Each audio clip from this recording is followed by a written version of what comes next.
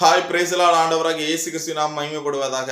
வேதம் இப்படியாக ஒரு வார்த்தையை குறிக்கிறது. ரோமர் 8ஆம் அதிகாரம் 9ஆம் வசனம், அதனுடைய பிற்பகுதியை நான் உங்களுக்கு வாசிக்கிறேன். கிறிஸ்துவின் ஆவி இல்லாதவன் அவருடையவன் அல்ல.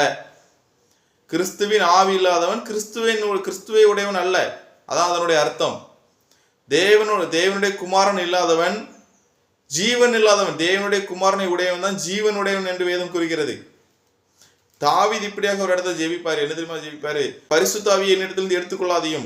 ஏன் அப்படி ஜெபிக்கிறார் என்றால், இயேசு கிறிஸ்து ஒரு இடத்துல சொல்றாரு, மரித்தோர் தங்கள் மரித்தோரை அடக்கம் பண்ணட்டும்.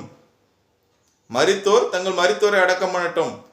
அப்போ தாவீது எதுக்காக அப்படி ஜெபித்தாருன்னா, உம்முடைய ஆவி இருந்தால் தான் நான் ஜீவனுடையவனாக இருக்கிறேன்.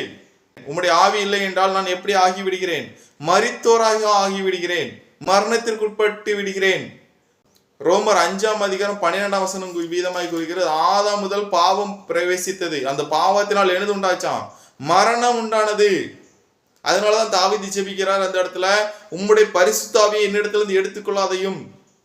அப்படி எடுத்துக்கொண்டால் என்னவாகி விடுகிறான்? அவன் மரணத்திற்குட்பட்டு விடுகிறான். மரித்தோர் தங்கள் மரித்தோரை அடக்கம் பண்ணட்டும் என்கிறார் இயேசு கிறிஸ்து. அப்படின்றால் கிறிஸ்துவின் ஆவி இல்லாதவன் எப்படிப்பட்டவனா இருக்கிறான்? மரித்தவராயிருக்கிறார்கள். நீங்கள் பழைய ஏற்பாட்டில் பார்த்தீங்கன்னா, சவுல் என்கிற ஒரு ராஜா இருப்பான். அவனிடத்திலிருந்து தேவனுடைய ஆவி வெளியே ஏறின உடனே பொல்லாத ஆவி அவனை பிடித்து கொண்டது என்று நாம் வாசிக்கலாம். அப்படி என்றால் பிணத்திற்கு ஒப்பாக இருக்கிறான் அவன். அப்படி பிணத்திற்கு ஒப்பாக இருக்கிறவனுக்குள்ளதான் என்ன இருக்கும்? பொல்லாத ஆவி இருக்கும்.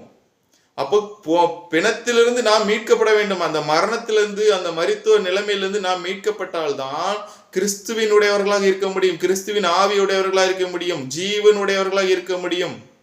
இன்று நிறைய பேர் கிறிஸ்துவை வணங்குகிறார்கள், கிறிஸ்துவின் ஆலயத்துக்கு செல்கிறார்கள். ஆனால் அவர்களுக்கு என்னதில்ல? கிறிஸ்துவின் ஆவி இல்லை. அவர்கள் குமாரனுடைய ஜீவனை பெறவில்லை.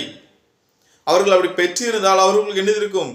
ஆவின் வரங்கள் இருக்கும், ஆவின் கனிகள் இருக்கும். கிறிஸ்துவிற்குள் இருக்கிறவன் எப்படி இருக்கிறான்? புது சிருஷ்டியா இருக்கிறான். பழையவைகள் எல்லாம் ஒளிந்து போயின. ஆனா இன்று இருக்கிற கிறிஸ்தவர்களுக்கு என்னதில்லை? பழையவைகளாகவே தான் இருக்கிறது. ஏனெனில் அவர்களுக்குள் என்னதில்லை? கிறிஸ்துவின் ஆவி இல்லை. கிறிஸ்துவின் ஆவி இல்லாதவன் எப்படிப்பட்டவனா இருக்கிறான்? மாம்சத்துக்குட்பட்டு இருக்கிறான். தேவனுடைய ஆவி உங்களில் வாசமாய் இருந்தால் நீங்கள் மாம்சத்துக்குட்பட்டிராமல் ஆவிக்குட்பட்டு இருப்பீர்கள். தேவனுடைய ஆவி உங்களில் வாசமாக இருந்தால் நீங்கள் மாம்சத்துக்கு உட்பட்டிராமல் எதுக்கு உட்பட்டு இருப்பீர்கள்? ஆவிக்குட்பட்டு இருப்பீர்கள். அப்ப என்னதில்லை? கிறிஸ்துவின் ஆவி இல்லாமல் எப்படி இருக்கிறாங்க? மாம்சத்துக்கு உட்பட்டு இருக்கிறார்கள். மாம்சத்துக்கு உட்பட்டு இருந்தால் அவர்கள் எப்படிப்பட்டவர்களாக இருக்கிறார்கள்? மரித்தோராய் இருக்கிறார்கள், மரணத்துக்கு உட்பட்டவர்களாக இருக்கிறார்கள். அப்படி இருந்தால் அவர்களுக்கு என்னது இருக்கும்? மாம்ச சிந்தை இருக்கும், ஆவின் சிந்தை இருக்காது. ஆவின் சிந்தையோ ஜீவனும் சமாதானமும், இந்த ரெண்டும் அவங்களுக்குள்ள இருக்கும். ஜீவனும் சமாதானம், ஜீவனும் இருக்கும், சமாதானம் இருக்கும் அவங்களுக்குள்ள எப்போதும். அதுதான் கிறிஸ்துவின் ஆவி. கிறிஸ்துவின் ஆவி இருந்தால் அவன் எப்படிப்பட்டவனா இருப்பான்? ஜீவன் உள்ளவனா இருப்பான். அவன் கிறிஸ்துவுக்குள் எப்போதும் கிறிஸ்துவை குறித்து அறிவித்துக் கொண்டிருப்பான், கிறிஸ்துவை அறிக்கையிடுவான்.